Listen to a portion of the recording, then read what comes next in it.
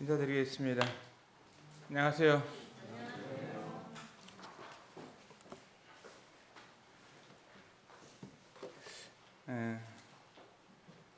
2024년 이제 새해 주일로 첫 주가 되는데, 이 성도들의 가장 값진 삶이 무엇인가 이런 부분을 생각하면서 올해도 주님 안에서 우리 성도님들께서 가장 값진 삶을 살아야 되겠다 이런 생각이 듭니다. 그래서 주님 앞에 이런 그 값진 삶을 통해서 우리가 복을 받고 하나님의 놀라운 복을 받고 축복을 받을 수 있는 이와 같은 삶이 되면 좋겠습니다. 먼저 하나님 말씀 신명기 28장 1절부터 6절까지 나오는 말씀을 보겠습니다.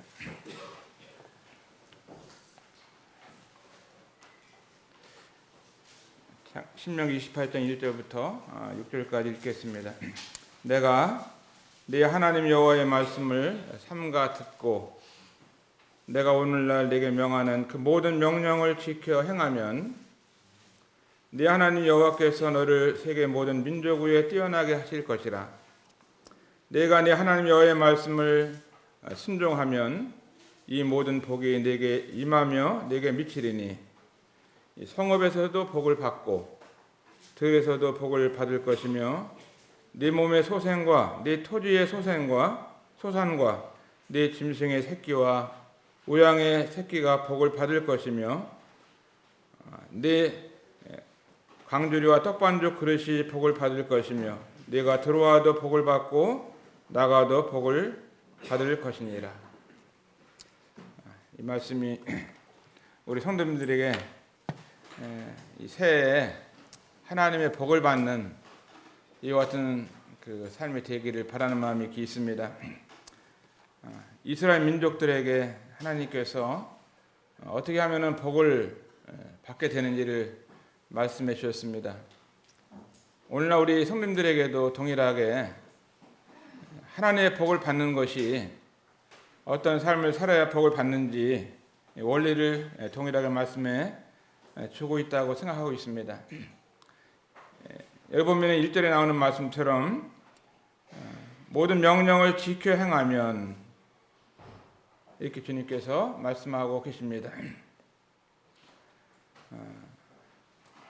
하나님 말씀을 듣고 그 들은 말씀을 지키고 행하는 이것이 신앙생활의 시작이고 마지막이다 이렇게 생각이 듭니다.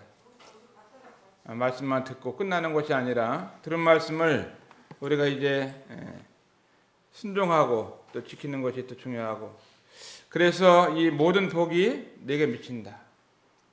하나님 말씀을 듣고 또 이 들은 말씀을 우리가 행하고 이와 같이 살게 될 때 신앙생활을 잘 하게 되는데, 이렇게 할 때에 하나님 앞에 복을 받게 되는데 여러 가지 복이 있잖아요. 성읍에서도 복을 받고 또 들에서도 복을 받고 또 네 몸의 소생과 누구의 자녀들이 복을 받잖아요. 누구 때문에? 우리가 주님의 말씀을 순종하고 또 지켜 행할 때 나만이 복 받는 것이 아니라 나의 자녀들이 복을 받는다고 하는 것이죠. 아브라함을 통해서 아브라함의 후손들이 다 복을 받은 것처럼 우리를 통해서 우리 자녀들도 복을 받을 수 있다고 하면은 우리가 어떻게 해야 돼요? 하나님 말씀을 듣고 또 순종하고 행하는 이것이 신앙생활에 있어서 참 중요하다고 믿습니다.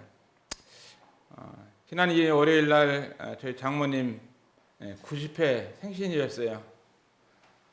그 생신 때 이제 자녀들이 아들, 딸, 또 사위, 또 손자, 조카들, 또 동생들 여러 한 50여 명 정도 이렇게 모였어요.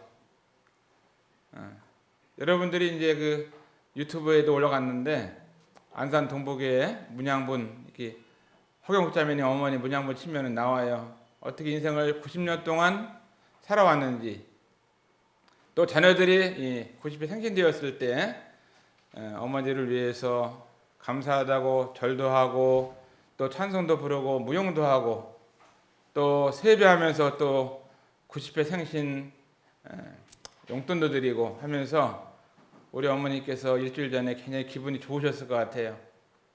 아침에 어머니 좋으셨어 이렇게 물으면 아유 다 기억이 안 나 그러시더라. 여러분이 90년을 살아보면은 좋은 일이 있고 슬픈 일이 있어도 또 시간 지나면 잊어버리잖아요. 그렇지만 다른 사람들이 기억하고 있고 또 자녀들을 잘 이렇게 믿음으로 키우셔서 받으신 복을 보면은 자녀들이 다 믿음 안에서 성장하고 또 자녀들이 복을 받고 손주들이 복을 받고 또 진손주들이 복을 받고 이렇게 복을 받고 있는 것을 보게 됩니다. 참 이렇게 보면은 내 몸의 소생과 그 다음에 내 토지의 소산과 땅 농사를 져도 잘 된다는 거죠. 농사를 지면. 여러분 농사를 짓는 거 옛날에는 이제 논에 가서 밭에 가서 농사를 질 수 있지만 지금은 어디서 농사를 져요? 여러분들 직장에서 일을 하게 되잖아요. 아침에 나가서 이제 일을 하게 될 때 일하는 데서 복을 받는 거예요. 월급도 잘 받고 또 여러분들이 일한 만큼 보상을 받는 이것도 하나님 앞에 복을 받는 거잖아요. 어느 나라는 일할 데가 없는 이런 나라도 있고 일을 해도 월급 못 받는 나라도 있고 다 일한다고 다 받는 게 아니라 하나님의 이 복을 받아야 이제 소산에서도 복을 받게 되는 것입니다. 그것도 네 짐승의 새끼와 이 짐승의 새끼, 우양의 새끼가 복을 받을 것이며 이제 이스라엘 민족은 목축업을 했는데 그 우양의 새끼, 소나 양이 또 그 새끼도 복을 받는 그러니까 어떻게 보면은 이 재산도 증식된다고 하는 거잖아요. 또 어떤 투자를 하면 투자하는 것이 잘 된다고 하는 것이죠. 이스라엘 민족들이 하나님의 말씀을 듣고 행했을 때 이와 같은 복을 말씀하고 약속하셨습니다. 오늘날 이스라엘이 정말 세계 만방 가운데 우뚝 서 있습니다. 그것은 이스라엘 백성이 하나님의 그 말씀을 듣고 지금도 지키고 있기 때문에 복을 받고 있는 거죠. 그런데 영적인 우리들이 하나님 앞에서 말씀을 듣고 순종하게 될 때 이와 같이 우양의 새끼도 복을 받고 토지의 소산도 복을 받고 또 짐승의 새끼와 우양의 새끼가 복을 받을 것이며 네 강주리와 떡반죽 그릇이 복을 받을 것이며 여러분들이 창고가 이제 비지 않고 가득가득 차게 되는 것이죠. 저희 집에 가끔가다 이렇게 쌀을 보내주는 사람들이 있어요. 지난주에도 서울 북부에 왔던 자매님께서 쌀을 2푸대를 보내주시더라고요.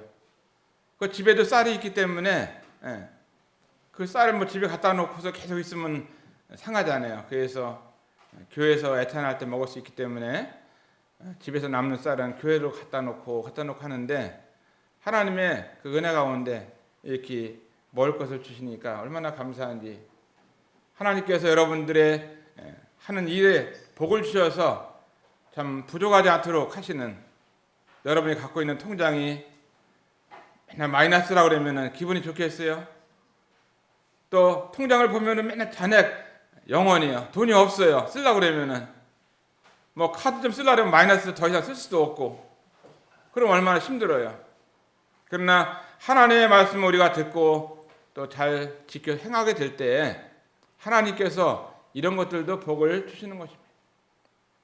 어떤 복을 주시냐면은 아주 큰 복을 주셔서 6절에 보면은 내가 들어와도 복을 받고 집에 들어왔어요. 집에 들어왔는데 들어오자마자 부인이 당신 때문에 못 살겠다고 하면은 복 받은 거예요? 당신이 없으면 좋겠다고 하면은 복 받은 거냐고요? 당신만 보기만 하면은 화가 나서 못 살겠다고 못 받잖아요.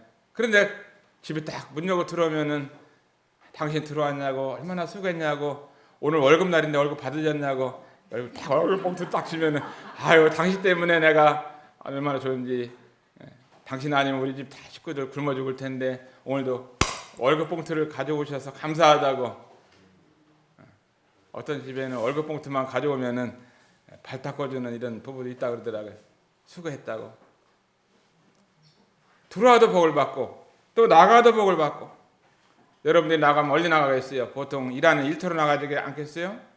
그러면 이 일하는 일터에서도 하나님 말씀을 듣고 순종하고 이렇게 살다 보니까 겸손한 사람이 되어서 직장에 있는 사람, 아주 까다로운 사람을 만났는데 그 까다로운 사람을 다 섬겨주고 겸손하게 하고 또 인사도 잘하고 내내 이렇게 하니까 그 까다로운 사람하고도 관계가 좋아가지고 직장 생활에서도 잘 하는 거예요. 그러니까 여기 보면은 내가 들어와도 복을 받고 나가도 복을 받을 것이니라. 또 어떻게 해서 7절에 보니까 네 대적들이 일어나 너를 치려하면 여호와께서 그들을 내 앞에서 패하게 하시리니 그들이 한 길로 너를 치러 들어왔으나 네 앞에서 7길로 도망하리라.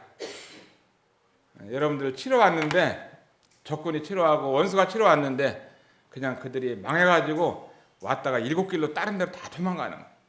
얼마나 좋아요. 근데 이것이 그냥 가만히 스스로 되는 것이 아니잖아요. 하나님 말씀을 듣고 하나님 말씀을 행할 때에 이와 같은 복을 받는 것입니다. 8절에 보면 여호와께서 명하사 네 창고와 네 손으로 하는 모든 일에 복을 내리시고, 하나님이 복을 내리시는, 하나님으로부터 복을 받는 여러분들이 되시기를 바랍니다. 우리 안산 돈목의 성도님들께서 하나님 앞에 순종해서 하나님을 잘 섬겼을 때 이와 같은 복을 받는다고 하면 얼마나 좋겠어요.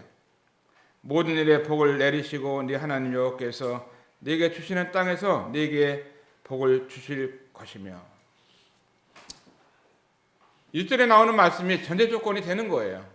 그냥 막 복만 주는 것이 아니라 하나님의 말씀을 듣고 행할 때 이제 이스라엘 민족의 복을 받은 것처럼 오늘날 우리들도 내가 잘 되고 내 자손들이 잘 되고 또 내 자손의 자손들이 잘 되는 이 한 가지 길은 내가 하나님 앞에서 올바로 서 있느냐 그렇지 않느냐가 다르다고 믿습니다. 아멘이신가요? 아멘이죠. 내가 아무렇게나 막 살고 성도의 삶을 살지 않고 믿지 않는 사람처럼 이렇게 산다고 하면은 어떻게 하나님께서 공유하시고 걸어가신 분이 우리에게 영적인 복을, 육적인 복을 주시겠어요? 하나님은 우리를 불꽃 같은 눈을 가지고 보시고 계시는 것입니다. 들어가도 복을 받고 나가도 복을 받는 이것이 얼마나 정말 저나 여러분의 삶 가운데 축복이 되시겠어요. 이번에 전국 청년 캠프를 우리 소영자매가 간단하게 보고한 대로 참 전국에 있는 청년들이 한 264명이 와서 뭐 다른 캠프를 보면은 회비들이 많이 있어요. 회비들이 막 15만 원씩 가고 그랬는데 청년 캠프는 회비를 받지를 아니하고 후원금을 받고 이렇게 하는데 특별히 감사한 것은 이 특강 하시는 분이 거의 고정 멤버로 돼 있어요. 특강 두 사람은 고정 멤버로 돼 있는데 안양 중부교에 있는 우리 박종원 형님이 특강 할 때마다 이렇게 특강을 하시는데 형님이 무역을 하고 있습니다. 무역 실크를 만들어서 미국에 팔고 하시는데 특강을 1시간 하시면은 저 먼 데서 저 전주까지 오셔가지고 특강을 하시기 위해서 하루 전에 오시고 또 이렇게 특강 하시는데 청년들 캠프 후원금도 부족하니까 200만 원씩 후원을 해주셔요. 한 번 한 게 아니라 벌써 오랫동안 이렇게 한 번 특강하는데 특강비를 받는 게 아니라 특강비를 200만 원 내고서 1시간 하고 가신다고. 이런 형제님이 계세요. 저 울산 중부교에 있는 김영석 형제님도 사업을 하시는데 꼭 이렇게 특강을 하시고 후원금을 또 많이 주시고 이렇게 올라가십니다. 또 어떤 분은 오셔서 부엌에서 밥을 해주면서도 어떤 자매님은 4일 동안 밥을 해주면서 100만 원도 후원하시고 또 밥도 4일 동안 해주시고 그리고 가시는 거예요. 이런 분도 있어요. 또 고깃집 하시는 서울에 잠실교에 나가시는 형제님은 고기를 막 몇백 그릇씩 고기를 보내주는 거야. 소고기도 보내주시고 돼지고기도 보내주시고 삼겹살 보내주시고 그 청년 캠프처럼 이 부식을 잘 먹는 이런 캠프도 없습니다. 그렇게 형제님께서 섬겨주시고, 진도교에 있는 우리 박병길 장로님은 농사를 지시는데 진도쌀 얼마나 줘요. 바닷가에서 진도의 앞바다에서 바람이 살살 불어오면서 익는 이 쌀은요, 그렇게 맛있는데 쌀을 막 2가마니씩 막 보내주는 거예요. 그래서 청년들이 많이 오니까 밥을 해서 먹고. 저도 수년 동안 이제 스텝으로서 일을 하고 있는데, 참 이 청년 캠프가 주님 은혜 가운데서 많은 분들이 모여서 주님을 찬양하고, 올해 이제 7월 달에는 가까운 조암 수정교회에서 여름에 청년 캠프를 하게 됩니다. 이렇게 청년의 시간에 하나님의 말씀을 듣고 순종하게 되면 그들의 생애가 복을 받고, 그들의 자녀들이 복을 받고, 또 믿음 안에서 결혼도 잘하고, 이와 같은 이 복이 있는 것입니다. 그래서 성도의 가장 값진 삶이 무엇인가 하면서 오늘 제가 말씀드리고 싶은 것은 3가지를 말씀을 드리기를 원합니다. 첫 번째는 이 주님의 몸된 교회를 사랑하자 하는 것입니다. 주님의 몸된 교회를 사랑하자. 우리 하나님 말씀 에베소서 5장 2절입니다. 에베소 5장 2절에 보면은 그리스도께서 너희를 사랑하신 것 같이 너희도 사랑 가운데서 행하라. 그는 우리를 위하여 자신을 버리사 향기로운 제물과 생축으로 하나님께 드리셨느니라. 여기 보면은 에베소서의 주제를 보면은 하나님의 교회에 대한 이 말씀을 주시는 거예요. 교회에서 어떻게 행해야 될 것들을 말씀해주고 있습니다. 이게 하나님의 교회를 볼 때 너무나 소중하고 귀한 겁니다. 교회는 죄에서 이제 구원받고 세상으로부터 불려 내려와서 함께 주님의 이름으로 모이는 이 성도들 가운데서 주님을 예배하고 섬기게 되는데, 한 지역교회를 섬기게 되는데, 이 주님의 몸된 교회를 사랑하는 것, 이것이 성도의 가장 값진 삶이 아닌가. 어떤 분이 예수님을 믿고 성경을 보니까 예수님을 믿었어요.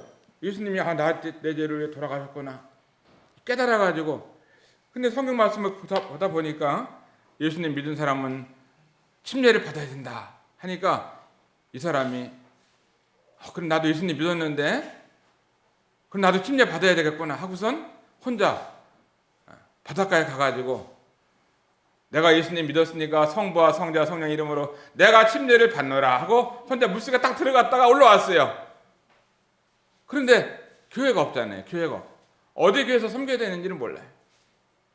어떤 말씀을 순종해야 되는지 모르고 구원은 받고 침례를 받았는데 혼자 믿고 혼자 침례를 받았어요. 뭐 그런 사람도 있어요. 근데 이것이 다는 아니잖아요. 구원 받으면 하나님의 교회로 모이게 하시는 것입니다. 한 지역교회에서 모일 때 거기에서 이제 이 교회 안에서 성도들과 교제를 하게 되고, 또 교회 안에서 은사를 따라 섬기게 되고, 또 교회는 하나님의 인도자들이 있어서 그들의 인도자들의 말을 또 순종하면서 따라가게 되고 섬기게 되는 것입니다. 혼자 잘할 수 있는 것이 아니잖아요. 하나님의 교회를 사랑하는 것. 어떻게 했어요? 그리스도께서 너희를 사랑하신 것 같이. 예수님께서 우리를 얼마큼 사랑하셨는지, 뭐 50%가 아니라 예수님 우리를 100% 사랑하죠. 100%. 자신의 몸을 드리기까지, 자신의 온 보혈을 흘리시기까지 우리를 사랑하셨다고 하는 것입니다. 교회는 그래서 이 주님의 교회는 너무나 소중한 거예요. 교회를 귀하게 보는 사람은요 믿음이 좋은 사람이지만, 교회를 우습게 보는 사람은 믿음이 하나도 없는 거예요. 이 하나님의 교회만큼 소중한 기관은 없는 것입니다.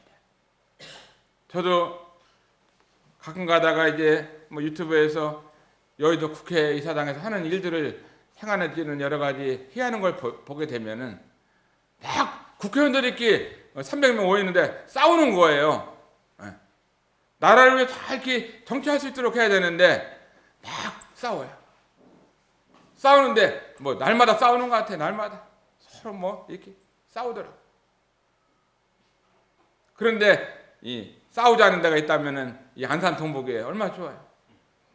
우리 성도님들 만날 때만 싸우나요? 하나님을 예배하고 또 찬송하고 기도하고 말씀을 배우고, 여의도 국회 의사당보다 더 좋은 데가 어디냐면 이 안산 동북이 아니겠어요? 그죠? 싸울 일이 뭐가 있어요? 하나님께서 뭐라 그러셨어요? 서로 사랑하라고 그랬잖아요. 서로 사랑하는 거. 사랑 가운데서 행하라. 그는 우리를 위해서 자신을 버리사 향기로운 제물과 생축으로 하나님께 드리셨다. 예수님께서 정말 자신을 하나님께 드리시기까지, 우리를 위해서 죽기까지 사랑했다고 하면은 성도의 가장 값진 삶은 이 교회를 사랑하는 거다, 이런 마음이 들어갑니다. 에베소 5장 23절을 보면은 이는 남편이 아내의 머리됨이 그리스도께서 교회의 머리됨과 같음이니 그같이 네 몸에 구주시니라. 25절 남편들아 아내 사랑하기를 그리스도께서 교회를 사랑하시고 위하여 자신을 주신같이 하라. 제가 드리고 싶은 말씀은 그리스도께서 교회를 사랑하셨다고 하는 겁니다. 그래서 자신을 주셨다고 하는 거예요. 이 얼마나 교회를 사랑하시는지, 여러분과 저의 삶이 어떤 삶을 살아야 되느냐, 교회를 사랑하는 삶을 살아야 된다, 이런 말씀을 드리고 싶어요. 교회를 사랑하는 삶. 주님은 이 교회를 얼마나 사랑하셨는지 교회를 위해서 자신을 하나님께 드리셨다고. 우리가 우리 교회에서 이제 주님을 섬기면서 여러 가지 섬김의 일들이 점점 늘어나더라고요. 여러 사람이 모이니까 화재보험도 들어야죠. 자동차 쓰이니까 자동차 종합보험도 들어야죠. 또 검사도 맡으러 가야 되죠. 또 자동차 다니다가 뭐 딱지를 내면 딱지값도 내야 되고, 그 다음에 이제 교회에서 이제 밥을 해면 가스값도 내야 되죠. 또 선교지에 있는 이 선교사들도 도와야 되죠. 홀사모라든가 주의 새싹이라든가 디모데학교라든가 열린교회 선교후원회, 많은 이런 기관들이 있는데 동역을 하면서 섬기고 있습니다. 저 공산권 나라에도 우리가 후원하고, 또 선교사들이 한국에 오게 되면 우리가 초청해서 섬기기도 하고. 제가 이렇게 하나씩 따져보니까 우리 교회에서 한 달에 쓰는 것이 75가지를 쓰고 있더라고요. 75가지. 종목이 많더라고요. 우리 밴드에다 올려놨는데 여러 가지 부분에서 우리 동역하고 섬기고 있어요. 그리고 이 교회가 잘 되기 위해서는 우리들이 교회를 사랑하는 마음이 있어야 잘 되는 거예요. 부지런히 일해서 주님 앞에 헌신하고 또 주님을 드리게 되면은 주님 나라 갔을 때 많은 멸관과 상급을 받는 것입니다.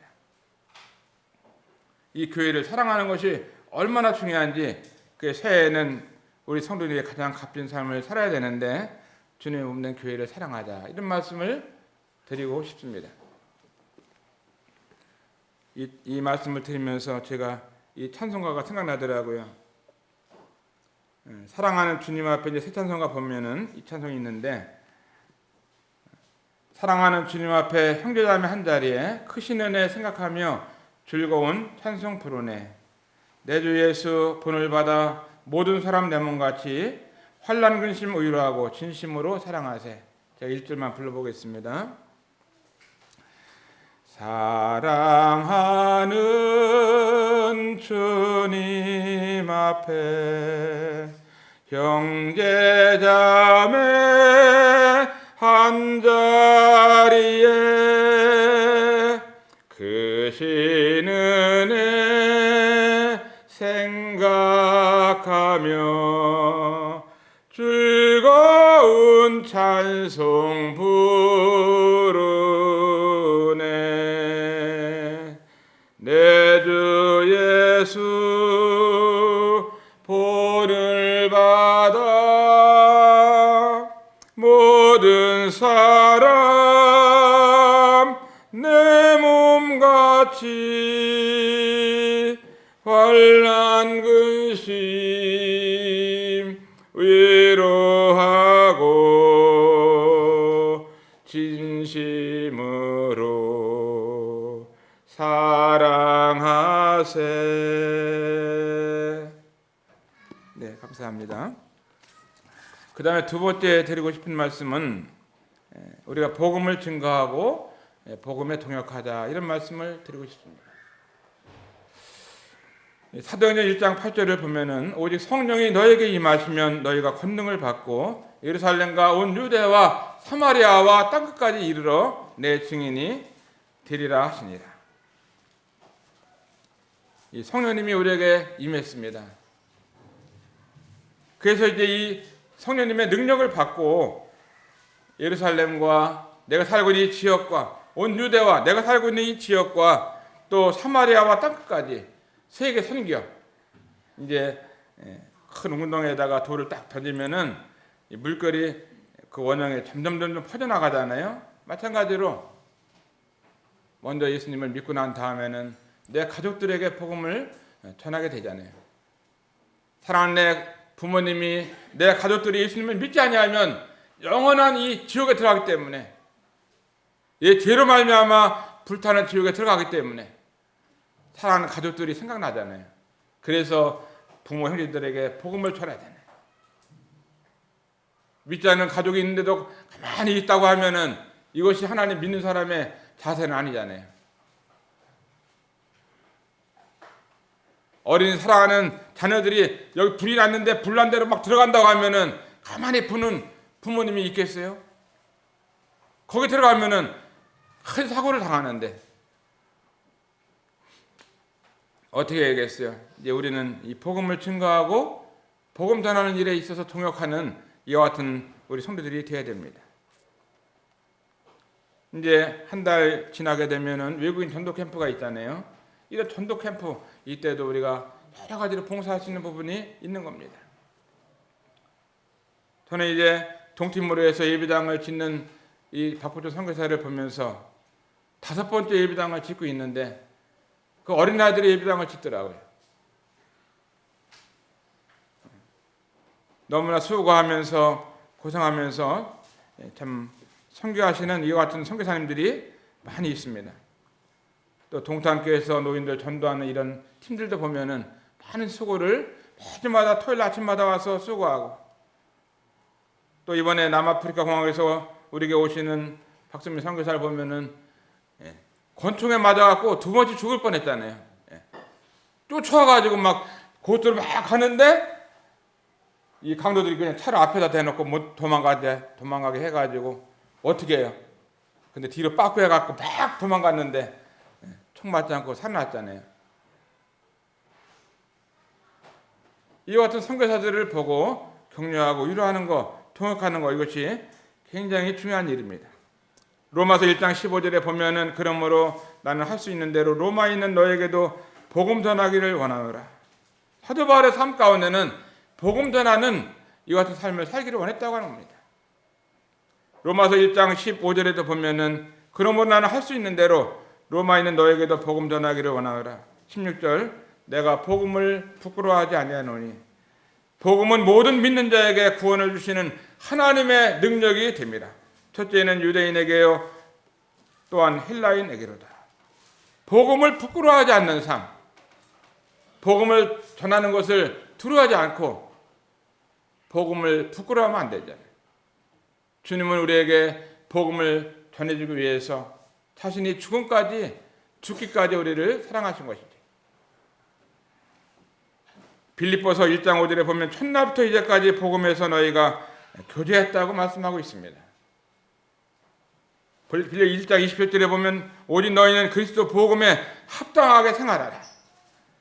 그리스도 복음에 합당하게 사는, 너무나 사치하거나 또 낭비하거나 집에 먹을 것이 많이 있는데 또 갖다 놓거나 썩거나 버리고 이것이 아니라 합당하게 우리가 생활해야 되는 것입니다. 절약하면서 아끼면서 복음을 위해서 생활을 해야 됩니다. 그래서 세 번째 이제 성도의 가장 값진 삶은 무엇인가 생각하면서 섬김의 삶을 살자 이런 말씀을 드리고 싶습니다.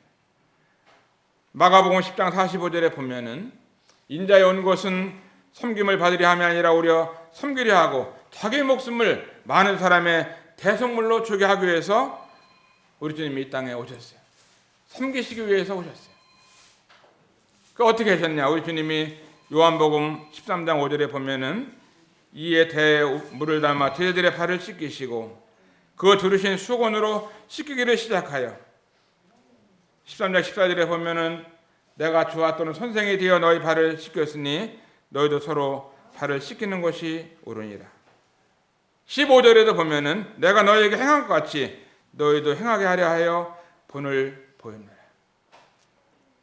만왕의 왕 되시는 그 하나님의 아들이 이 세상에 오셔서 그 냄새나는 지저분한 그 제자들의 발을 닦아주시면서 섬김의 삶을 살았다고 하는 것입니다.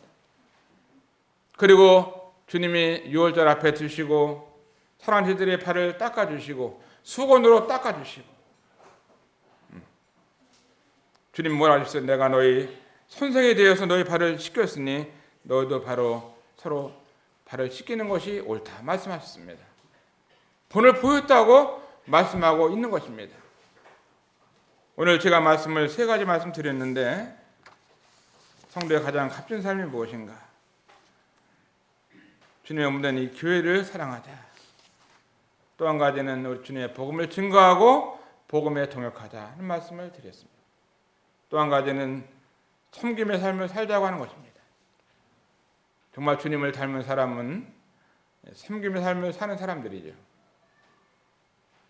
주님이 내가 주와 선생이 되어서 너희 발을 씻겼으니 너희도 서로 발을 씻기는 것이 옳다고 말씀했어요. 성도를 용서하고 사랑하고 덮어주고 종의 삶을 살고 성도가 좀 잘못할 수 있다 할지라도 잘못했다 이렇게 하는 것이 아니라 용서하고 사랑하고 덮어주고 섬기는 삶을 살 때 저나 여러분의 삶이 하나님 앞에서 성도의 가장 값진 삶을 살 수 있다고 믿습니다. 오늘 이 말씀을 통해서 새해에도 정말 주님 안에서 가장 값진 삶을 살 수 있게 되기를 바랍니다. 감사합니다.